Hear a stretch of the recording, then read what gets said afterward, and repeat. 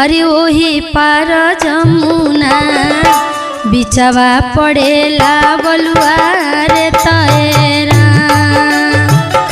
एही पार गंगा बहे ओही पार जमुना बिचवा पड़ेला बलुआ रे तैरा। बिचवा पड़ेला बलुआ रे तैरा। बिचवा पड़ेला बलुआ रे तैरा।